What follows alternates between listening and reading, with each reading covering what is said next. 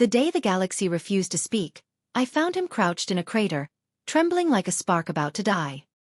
His fur was singed, his eyes wide with fear, and around him, the remnants of a council execution burned quietly under the twin suns of Valaris Prime. No one had reached out. No one had dared. Except me. I didn't know why I stopped. I only knew that something inside me, a reckless human impulse, made me extend my hand. The cub recoiled at first, as if my touch carried a weapon, not salvation. But when our fingers brushed, something strange happened. He trembled, not with fear, but with recognition. Recognition of life offered where death had been promised. And that was only the beginning.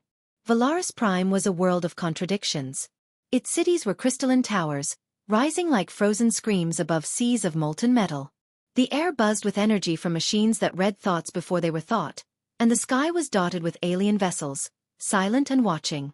Humans were rare here, outsiders, fragile, transient. But somehow, in that moment, I had chosen to intervene in the fate of a condemned cub, one that the ruling elders of his species had decided was unworthy. "Why are you helping me?" the cub asked, his voice barely above a whisper, yet filled with centuries of inherited mistrust. His species, the Veari, were born with the instinct to dominate, to deceive, to never show weakness. A condemned cub was a failure, a blemish to their society. And yet, I saw potential in him. Something the others could not.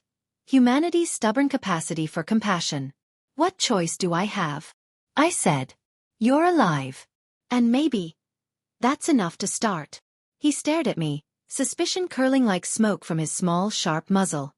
But he followed me anyway. That was the first miracle. Over the next weeks, I taught him the human ways of negotiation, patience, and empathy.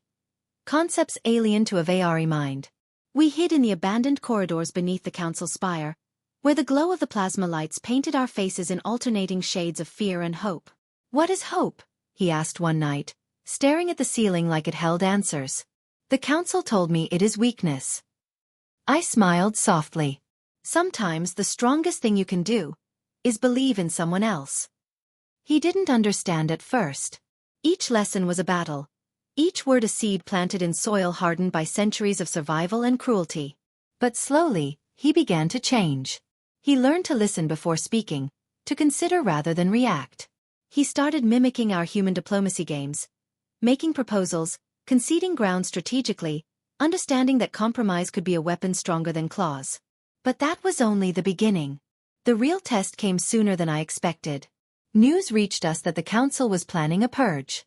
Not just of him, but of every Veari they considered flawed.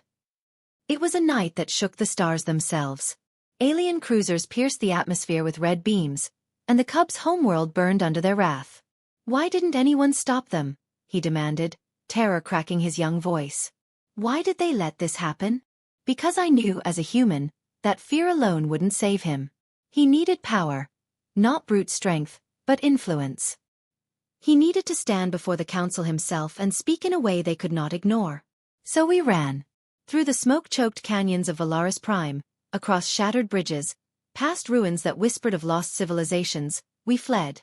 And in that flight, I realized something terrifying. I was not just saving him. I was shaping him. And the galaxy would never be the same. Weeks later, we arrived on Terav, a neutral world at the edge of the human trade zones. Here, diplomats and outcasts mingled beneath domes of artificial rain, beneath the hum of anti-gravity trams, beneath the watchful eyes of species who had forgotten mercy.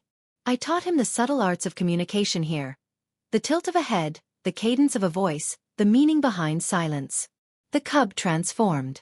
Where once he had flinched at every shadow, he now studied his opponents like a predator who had learned patience. He could disarm with a word, charm with a gesture, and even make aliens, creatures who lived by logic alone, hesitate in their calculations. "What if they discover I'm different?" he asked, fear lingering like a shadow. "What if they hate me?" I took his small hand in mine. "They will. But that's why you must lead. Not because they will love you, but because they need you to be the voice they cannot ignore." And that was only the beginning. Months passed. He became a diplomat of startling influence. He negotiated treaties with the Ashvar, a species whose minds ran in perfect synchrony, and whose hostility toward humans was legendary. He brokered trade deals between rival star systems, and everywhere, whispers followed him. The human cub who could persuade even the coldest intellects to listen. Yet, as his reputation grew, so did the dangers. The Council of Valaris had not forgotten. They sent assassins, machines and living agents, cold and precise, to retrieve what they considered stolen property. One evening, as the cub walked alone through the neon-lit streets of Terrav, I saw him pause. Hear the faint hum of a plasma blade slicing through the air. He froze. I froze. And then, with a calm I could not yet trust, he sidestepped, spoke a word, and the would-be killer paused, confused. Why? The assassin stammered, unable to act. Because your mission is irrelevant, the cub said. And now, so is your anger. It was more than negotiation. It was art. It was instinct tempered by wisdom. And it was only possible because someone, me, had once reached out when everyone else had turned away. But the galaxy had more tests. The Ashvar discovered a plot to destabilize the neutral zones. The Council of Valaris had allied with an extremist faction, intending to consolidate power across multiple systems. The cub faced a choice: strike with force and risk the lives of millions, or appeal to reason, risking failure, humiliation, even death.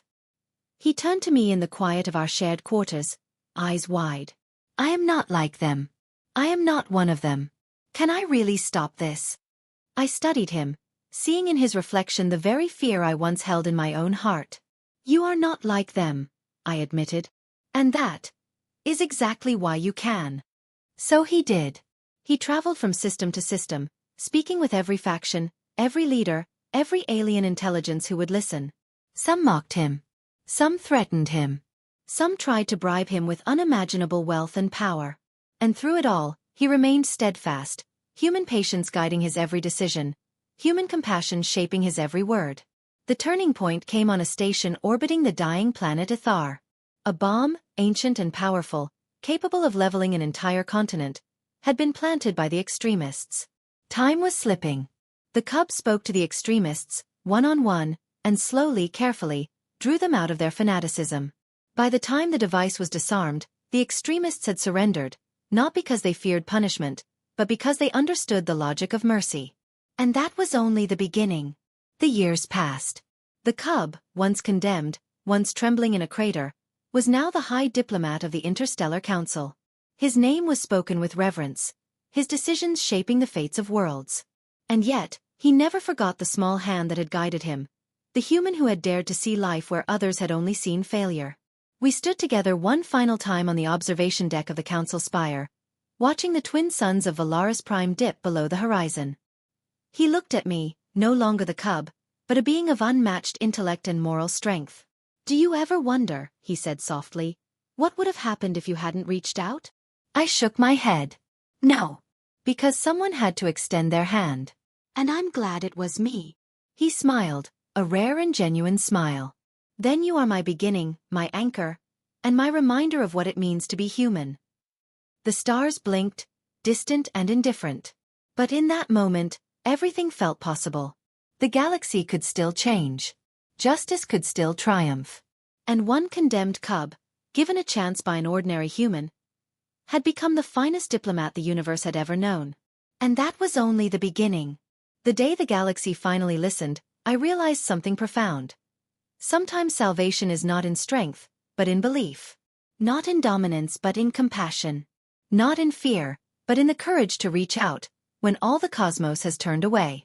And that was the moment I understood the truth. One hand can change everything. One life can alter destiny. One human, choosing to act when others would not, can turn a condemned cub into a legend. The sun set. The stars whispered. And the galaxy waited, not for war, not for conquest, but for the wisdom that had finally learned to speak through a cub who had once been nothing at all. The end, or perhaps the true beginning.